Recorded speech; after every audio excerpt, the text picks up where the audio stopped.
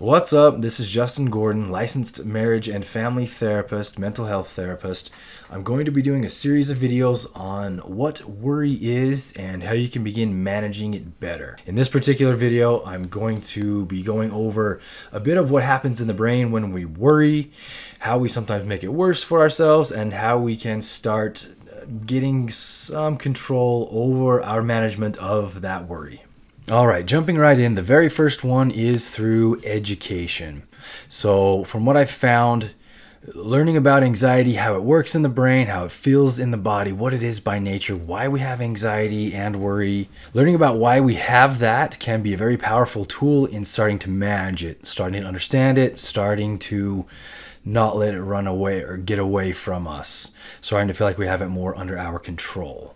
Now, one big useful tool that I like to teach people is for any problem, and definitely for worry or anxiety, we can sort of put the problem in a diagram of two concentric circles.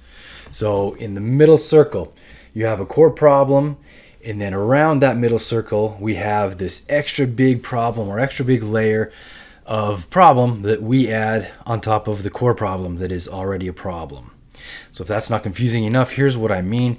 So for example, if I'm having anxiety, say that's right here in the middle, I'm having some anxiety, what happens then is I also build extra layers around that core anxiety problem, and I call that the anxiety that I'm having about my anxiety.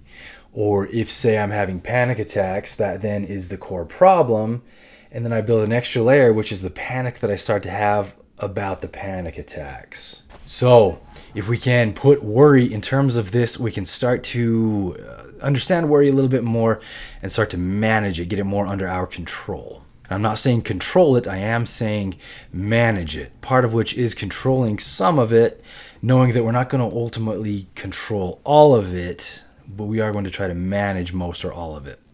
Now, that being said, a big part of the anxiety that we have is knowing what worry goes into that core circle and what worry goes into the outer circle.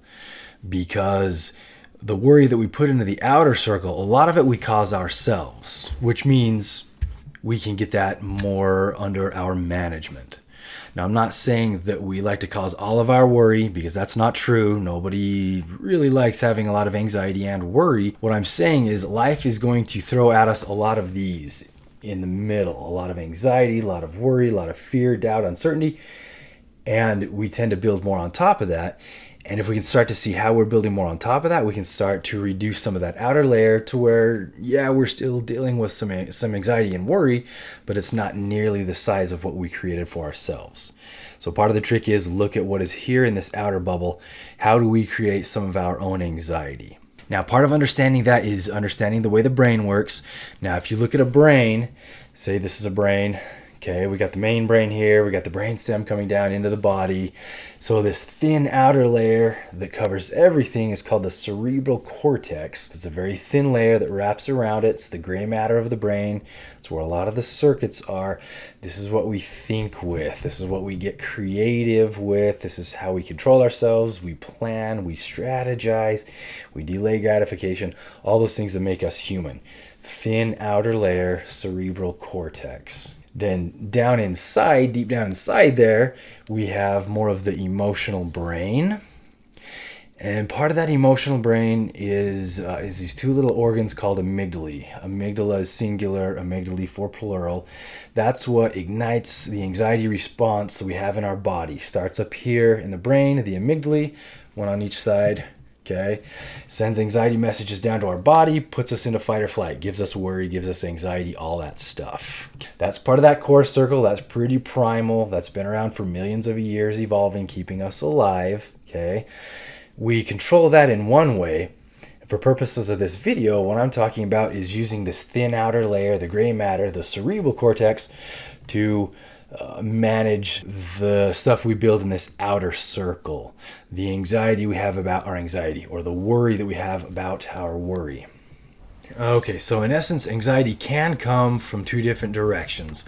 Overall, it's not quite that simple. Neurology is actually really complicated, but for purposes of this video, we can start to look at anxiety and worry as in coming from a couple different directions. Okay, so in essence then, We talked about anxiety being able to come from deep inside the center of the brain, from the amygdala, then it shoots down the body, gives us anxiety. But a lot of times worry, which we're mainly talking about here, comes from this outer layer, the cerebral cortex, kind of like my skin going around my hand and fingers.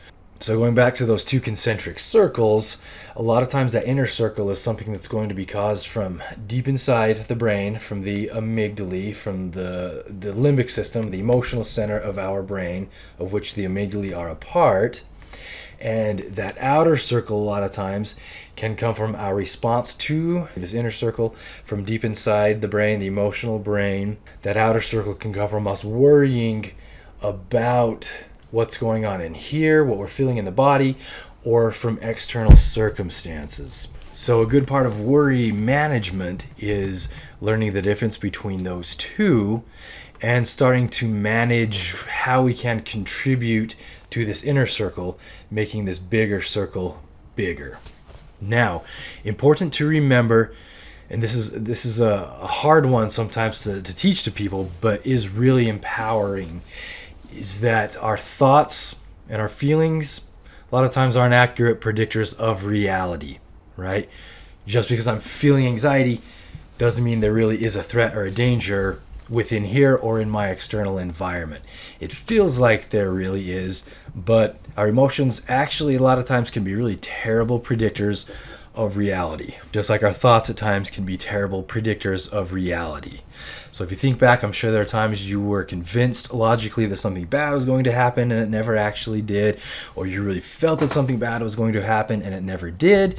Again, it's because, I hate to say it, we can't really predict the future. We don't have good crystal balls going on in here. Just because we're feeling it or thinking it doesn't mean it's going to happen.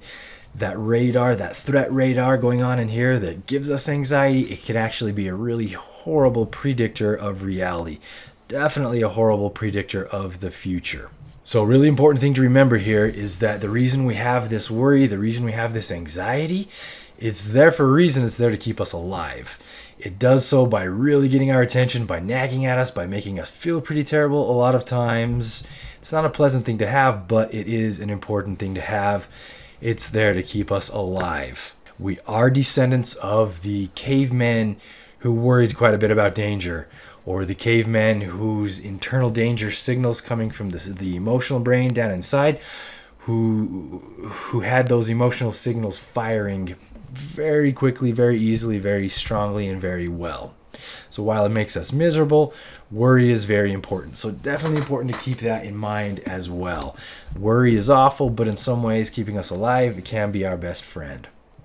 Now, another important thing to remember in terms of education about worry, since anxiety and worry are there to keep us alive, they are biased in the negative. Meaning if they have their choice, if they look at a given situation and they're going to choose, they have to choose, is this positive or is this negative? It's going to choose negative because it's more likely to keep us alive. So if we're looking at a saber-toothed tiger, or there's a bear coming at us through the woods, or a car speeding toward us, the person whose amygdala tells them this is a bad situation, this is no good, this is a negative situation, they're more likely to stay alive versus the person who's like, nah, not a big deal, I got this. That's not a flesh-eating saber-toothed tiger, that's a really pretty kitty that I would like to pet. Those cavemen didn't live long enough to reproduce, so we are the products of people who worried. So while it's unpleasant, your worry is a good thing. It is there for a reason. So the more you can look at worry in that sense and start to recognize worry as sort of your ally, your friend, the more you can start to manage it and start to bring it more under your control. The more you can look at it like, yes, it is this center circle, is this ball of worry, but I don't have to make it into this huge, big outer ball of worry that's much bigger than this already annoying, unpleasant ball of worry. So a big takeaway from this part of the video is that just because you are feeling anxiety in here, or that you are worrying about something, or having intrusive thoughts, even intense intrusive thoughts, that does not mean there is actually something bad about to happen. Doesn't mean something bad's happening inside. Doesn't mean something bad is about to happen from your external environment. It just means that your body is working as it should, and it's working a bit extra. Again, hard concept to want to accept, but just because you are feeling something doesn't mean there's actually a threat. That threat detector radar in here sometimes goes on overdrive, especially if you've been through some bad experiences in life. But your emotions really are pretty terrible predictors of reality a lot of times. Now I have to say one caveat: if you do see a bear coming after you in the woods and you feel some anxiety about that, yes, there is a problem.